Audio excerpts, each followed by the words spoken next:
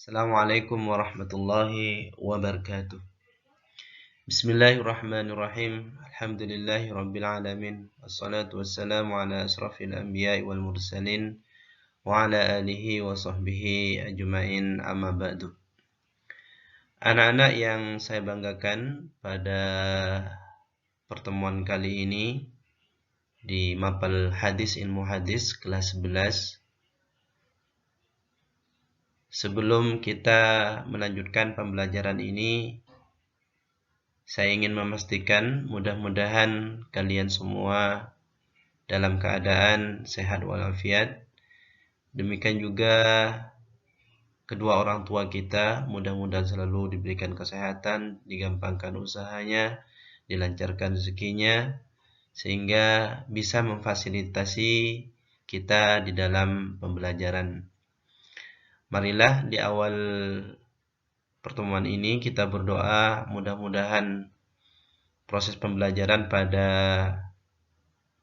hari ini berjalan dengan lancar, dan juga kita berdoa mudah-mudahan pandemi yang kita alami saat ini segera diangkat oleh Allah dan kita bisa belajar secara tatap muka sehingga bisa menghasilkan ilmu yang lebih maksimal lagi. Wa ala hadhihi niyyah wa ala kulli niyatin shalihah. Al-Fatihah.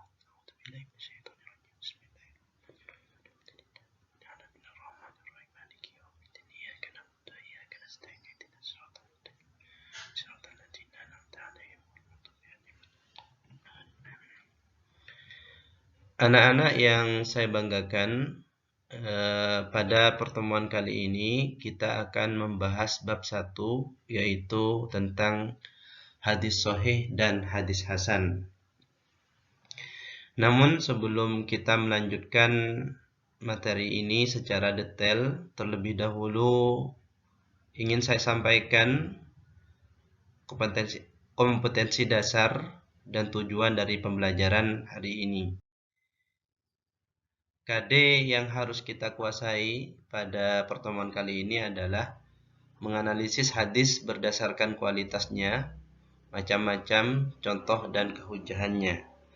Sedangkan tujuan dari pembelajaran ini, setelah kalian mengikuti pembelajaran ini, diharapkan nanti bisa menjelaskan pengertian hadis sahih dan hasan dengan tepat. Kemudian yang kedua, bisa mampu memilah dan membandingkan macam-macam hadis berdasarkan kualitas sanad dengan detail dan benar. Selanjutnya, bisa mengidentifikasi contoh-contoh hadis sahih dan hasan dengan tepat. Kemudian yang terakhir, kalian bisa menjelaskan kehujahan hadis sahih dan hadis hasan. Ini tujuan pembelajaran kita pada hari ini. Baiklah anak-anak, saya harap kalian berada di tempat yang paling nyaman, sekiranya bisa khusyuk mendengarkan dan menyimak pembelajaran ini. Jauhkan hal-hal yang bisa mengganggu proses pembelajaran ini. Baik. Pembahasan pertama yang akan kita bahas adalah pembagian hadis atau macam-macam hadis berdasarkan kualitas sanad. Nah, pada bab ini hadis dibagi menjadi dua, yaitu ada hadis sahih, ada hadis hasan. Hadis sahih itu nanti dibagi lagi menjadi hadis sahih lidatihi dan hadis sahih liwairihi. Kemudian hadis hasan itu terbagi juga menjadi hadis hasan lidatihi dan hadis hasan liwairihi. Semua pembagian-pembagian ini akan kita bahas nanti di belakang. Tapi yang harus dititik beratkan di sini, yang harus diperhatikan betul adalah bahwa pembagian hadis berdasarkan kualitas sanadnya secara garis besar ada hadis sahih, ada hadis hasan. Sebelum kita bahas secara detail apa itu hadis sahih dan hadis hasan, maka terlebih dahulu saya sampaikan bahwa di dalam hadis itu ada yang namanya unsur-unsur hadis. Di mana unsur-unsur hadis ini nanti kita bisa memahami tentang hadis atau ilmu hadis secara detail. Apa saja unsur-unsur hadis itu? Unsur-unsurnya adalah ada matan hadis atau yang kita kenal dengan redaksi hadis. Kemudian yang kedua ada sanad hadis, yaitu rangkaian perawi-perawi yang meriwayatkan hadis. Agar lebih mudah untuk dipahami kalian, maka akan saya berikan contoh. Ada hadis seperti ini. Qala Rasulullah sallallahu alaihi wasallam, "Laula an asyqa ala ummati la amartuhum bisiwaki ma'a kulli wudu'in." Ini adalah sabda Nabi. Kata atau redaksi mulai dari laula an asyqa ala ummati la amartuhum bisiwaki ma'a kulli wudu'in inilah yang kemudian disebut dengan matan hadis atau redaksi hadis atau isi perkataan atau sabda Rasulullah sallallahu alaihi wasallam. Sedangkan sanad hadis itu adalah rangkaian atau rentetan perawi-perawi ini. Jadi masing-masing dari orang ini, Imam Tirmidzi, kemudian Hannan, Abdullah, Muhammad bin Ishaq, Muhammad, kemudian Abu Salamah, Zaid bin Sabit. Masing-masing dari orang ini disebut dengan perawi, orang yang meriwayatkan hadis. Sedangkan keseluruhan dari orang ini, rangkaian dari beberapa orang ini, dari beberapa perawi ini kita sebut dengan sanad hadis. Jadi anak-anak, yang ditunjuk dengan garis ini yang kemudian disebut dengan matan hadis. Sedangkan rangkaian dari beberapa perawi ini kita sebut dengan sanad hadis. Kenapa saya sampaikan unsur-unsur hadis ini? Karena nanti ketika kita membahas tentang hadis, baik hadis sahih atau hadis hasan ataupun hadis dhaif, kita lebih banyak berbicara tentang matanya bagaimana, kemudian sanadnya bagaimana.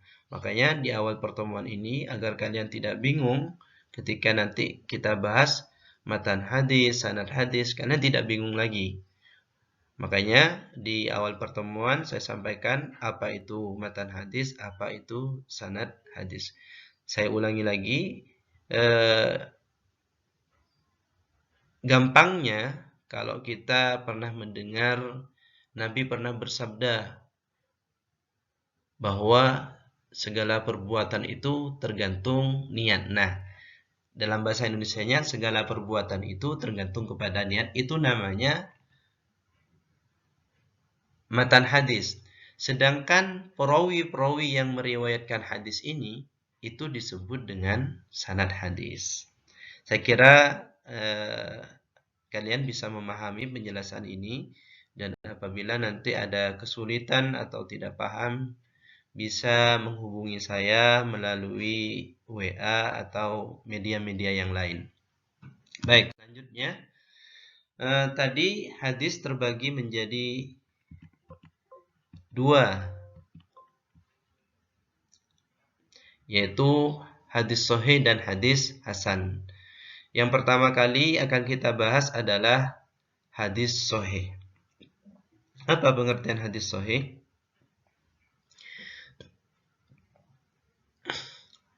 Anak-anak, hadis sahih itu adalah hadis yang diriwayatkan oleh perawi yang adil, sempurna qadhabitannya, sanadnya bersambung, tidak berillat dan tidak syadz. Perhatikan definisinya. Hadis sahih itu anak-anak adalah hadis yang diriwayatkan oleh perawi yang adil, pertama, kemudian sempurna qadhabitannya, sanadnya bersambung, tidak berillat dan tidak syadz. Dalam artian, hadis akan dikatakan sahih apabila dia telah memenuhi 5 unsur ini, 5 syarat ini, yaitu yang pertama perawinya adil, kemudian perawinya itu memiliki qadhabitan yang sempurna, sanadnya bersambung, tidak berilat dan tidak zat. Ketika 5 syarat ini terpenuhi, maka hadis bisa disebut dengan hadis sahih. Contoh begini, agar lebih mudah dipahami. Anak-anak, hadis tadi ketika disampaikan akan dikatakan sahih apabila dia telah memenuhi 5 syarat itu, yaitu yang pertama, perawinya adil. Apa yang dimaksudkan adil di sini? Ini berbeda dengan pemahaman umum yang sering kita ketahui bahwa adil itu adalah apabila umpamanya kita memiliki anak 2, kemudian kita memiliki sesuatu, agar kita disebut adil maka kita harus membagikan sesuatu itu tadi secara proporsional, secara sama. Namun pemahaman adil di sini adalah perawi yang adil itu adalah perawi yang sudah baligh, berakal, kemudian tidak pernah berbohong dan menjaga harga dirinya, maka dia disebut dengan adil. Contoh pada PowerPoint yang kalian amati ini, mulai dari Abdullah bin Yusuf itu adalah orang yang adil. Kemudian gurunya Abdullah bin Yusuf yaitu Imam Malik itu juga orang yang adil. Kemudian Ibnu Syihab dia juga adil. Muhammad bin Jubair bin Mut'im itu adalah orang yang adil. Jabir bin Mut'im, sahabat Rasulullah ini yang menerima hadis langsung dari Rasulullah, dia juga adil. Maka keseluruhan ini, perawi-perawi yang ada di dalam sanad ini disebut dengan perawi yang adil. Maka hadis ini sudah memenuhi syarat yang pertama, yaitu perawinya adil. Semua perawinya adil. Selanjutnya, semua perawi yang meriwayatkan hadis ini harus dobit. Mulai dari Abdullah bin Yusuf, kemudian Malik, Ibnu Syihab, Muhammad bin Jubair, Jabir bin Mut'im, semuanya harus dobit. Nah, kebetulan setelah dilakukan penelitian, ternyata perawi-perawi yang ada dalam sanad ini adalah perawi yang dobit. Di samping yang pertama tadi adil, perawi-perawi ini juga dobit. Kemudian selanjutnya, sanad ini bersambung. Apa yang dimaksudkan bersambung? Dalam artian, Imam Bukhari ini bertemu langsung, maksudnya Imam Bukhari ini ketika mau menerima hadis ini bertemu langsung dengan Abdullah bin Yusuf. Demikian juga Abdullah bin Yusuf itu bertemu langsung dengan Imam Malik. Imam Malik bertemu langsung dengan Ibnu Syihab. Ibnu Syihab bertemu langsung dengan Muhammad bin Jubair bin Mut'im. Kemudian beliau juga bertemu dengan ayahnya yang namanya Jabir bin Mut'im. Jabir bin Mut'im ini adalah seorang sahabat yang menerima langsung hadis dari Rasulullah. Nah, pertemuan antara murid dan guru sampai kepada Rasulullah inilah yang kemudian disebut sanadnya bersambung. Namun sebaliknya, apabila ada salah satu perawi ini tidak menerima langsung dari seorang gurunya, maka sanadnya tidak disebut dengan bersambung. Misal umpamanya, Abdullah bin Yusuf ini tidak menerima hadis ini dari Malik bin Anas, dari Malik ini. Kenapa? Ternyata antara Abdullah bin Yusuf ini dengan Imam Malik tidak hidup satu masa, sehingga tidak memungkinkan untuk bertemu secara langsung. Maka jika demikian,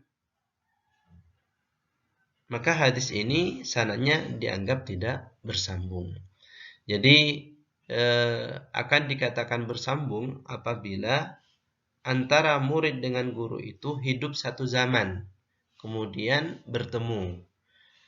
Sama halnya dengan kalian, dengan saya, hidup di satu zaman, kemudian bertemu. Maka inilah yang kemudian disebut bersambung. Selanjutnya, tidak berilat. Apa yang dimaksudkan tidak berillat di sini? Artinya hadis ini tidak memiliki cacat. Contoh cacatnya apa? Umpamanya hadis ini terputus sanadnya, tetapi dianggap tidak terputus, diriwayatkan secara tidak terputus. Maka hadis ini berarti memiliki ilat. Apa ilatnya? Itu tadi cacatnya. Semestinya hadis ini adalah hadis yang diriwayatkan secara terputus, namun diriwayatkan secara mutasil, bersambung, dengan cara menisbatkan hadis itu seakan-akan sanadnya bersambung. Kemudian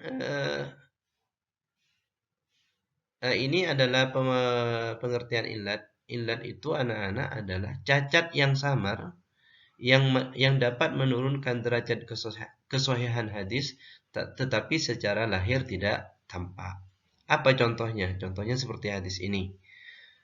Abu Daud mendapatkan hadis dari Ibnu Jurayj, Ibnu Jurayj dapat dari Ikrimah, Ikrimah dapat dari Ibnu Abbas. Secara sepintas anak-anak kita akan melihat bahwa hadis ini tidak ada yang bermasalah, tidak memiliki cacat. Tetapi setelah kita melakukan penelitian yang lebih mendalam, ternyata ada cacat yang berupa keterputusan sanad. Ini nanti bisa dilihat dari ilmu tarikh ruwah. Kok bisa? Nah, ini bisa diperhatikan. Ternyata Abu Daud mendapatkan dari Ibnu Jurayj. Di dalam contoh pertama, Ibnu Jurayj mendapatkan langsung dari Ikrimah. Padahal tidak demikian. Ibnu Jurayj ini tidak hidup satu masa dengan Ikrimah. Tetapi dia mendapatkan hadis ini dari Ubaidillah bin Abi Rafi. Kemudian Ibnu Jurayj ini membuang Ubaidillah bin Abi Rafi, kemudian menisbatkan hadis ini kepada Ikrimah. Artinya seakan-akan Ibnu Jurayj ini menerima hadis ini langsung dari Ikrimah, padahal ia menerima dari Ubaidillah bin Abi Rafi. Kemudian ditampilkan wujudnya, dia Ibnu Jurayj ini seakan-akan menerima langsung dari Ikrimah. Inilah yang kemudian disebut dengan illat. Nah, hadis sahih itu tidak boleh ada illat. Kemudian selanjutnya, syarat yang ketiga adalah tidak syadz. Artinya hadis sahih itu tidak boleh syadz. Apa syadz itu? Syadz itu adalah hadis ini dikatakan sahih apabila ia tidak bertentangan dengan hadis lain yang memiliki kualitas perawi yang lebih bagus. Saya ulangi lagi, yang dimaksudkan tidak syadz itu artinya hadis ini yang diriwayatkan oleh perawi-perawi ini tidak bertentangan dengan hadis yang diriwayatkan oleh perawi yang lebih sikoh atau orang yang lebih bagus kualitasnya. Maka anak-anak, ketika 5 syarat ini terpenuhi, yaitu perawinya adil, kemudian sanadnya bersambung, kemudian sempurna kedhabitan perawinya, kemudian tidak syadz dan tidak illat, maka hadis ini kemudian kita sebut dengan hadis sahih. Sampai di sini bisa dipahami ya? Alhamdulillah kita pada pagi ini sudah bisa memahami apa itu pengertian hadis sahih, kemudian contoh hadis sahih dan bagaimana cara melihat apakah hadis sahih itu, maksud saya bagaimana caranya menentukan apakah hadis itu sahih atau tidak. Tentunya cara menentukan hadis sahih kita harus meninjau dari sisi matan dan sanad, dan itu harus memenuhi 5 syarat ini, yaitu perawi adil, sanadnya bersambung, sempurna kedhabitannya, tidak syadz dan tidak berillat. Ketika 5 syarat ini sudah terpenuhi, maka cukuplah hadis itu disebut dengan hadis sahih. Nah, kemudian apa hadis hasan itu? Anak-anak, hadis hasan itu kualitasnya itu di bawah hadis sahih. Kenapa? Karena memang ternyata kualitasnya lebih bagus, lebih kuat hadis sahih dibandingkan hadis hasan. Apa penyebabnya? Mari kita pelajari terlebih dahulu pengertian dari hadis hasan. Hadis hasan itu adalah hadis yang diriwayatkan oleh perawi yang adil. Nah, ini yang membedakan antara hadis sahih dengan hadis hasan. Pada hadis hasan itu sempurna kedobitannya, sedangkan pada hadis sahih itu sempurna kedobitannya, sedangkan pada hadis hasan kurang sempurna kedobitannya. Sanadnya bersambung, tidak berilat dan tidak syadz. Jadi yang menjadi pembeda antara hadis sahih dengan hadis hasan itu adalah pada sisi kedobitan perawinya. Sedangkan syarat-syarat yang lain itu sama dengan hadis sahih. Contoh anak-anak, pada PowerPoint ini saya cantumkan ada hadis yang diriwayatkan oleh Imam Tirmidzi di dalam kitab Sunan At-Tirmidzi bahwa Rasulullah pernah bersabda, qala Rasulullah sallallahu alaihi wasallam, inna abwabal jannati tahta dhilalis suyufi. Bahwa pintu-pintu surga itu ada di bawah bayang-bayangan pedang. Ini adalah hadis perang dulu ya. Hadis ini diriwayatkan Imam Tirmidzi dalam kitabnya Sunan Tirmidzi. Beliau mendapatkan hadis ini dari gurunya namanya Qutaibah, sedangkan Qutaibah mendapatkan hadis ini dari Ja'far bin Sulaiman At-Tibai.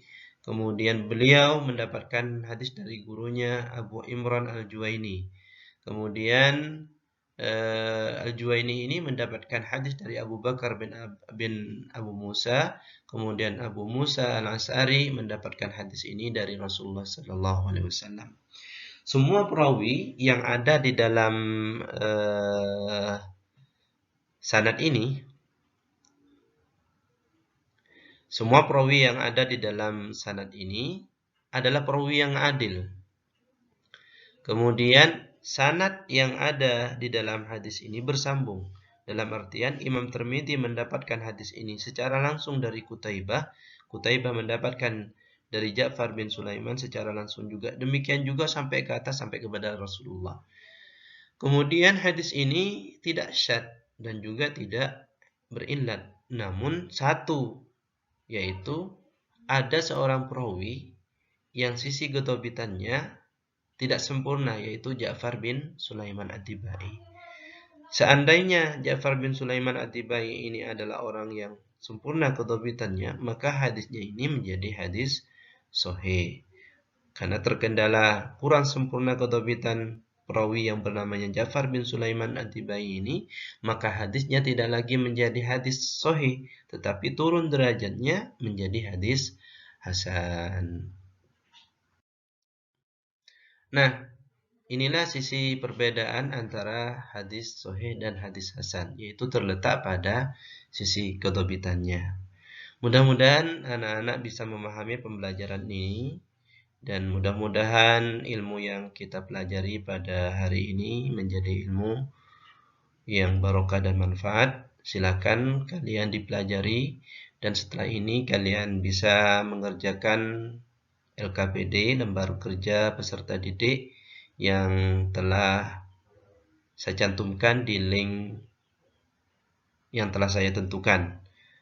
Saya harap ini semuanya bisa memahami, dan untuk mengukur pemahaman kalian nanti bisa saya evaluasi dari hasil pengerjaan kalian di LKPD. Mudah-mudahan ini bermanfaat anak-anak. Tetap menjaga imun, tetap menjaga kesehatan. Mudah-mudahan selama pembelajaran daring ini kita tetap menjaga semangat kita untuk belajar, karena kalian adalah generasi-generasi yang bisa diharapkan untuk meneruskan risalah kebaikan ini. Saya undur diri dulu. Silakan setelah ini kalian kerjakan LKPD-nya dan nanti dikirimkan lewat WA grup ya. Saya akhiri. Assalamualaikum warahmatullahi wabarakatuh.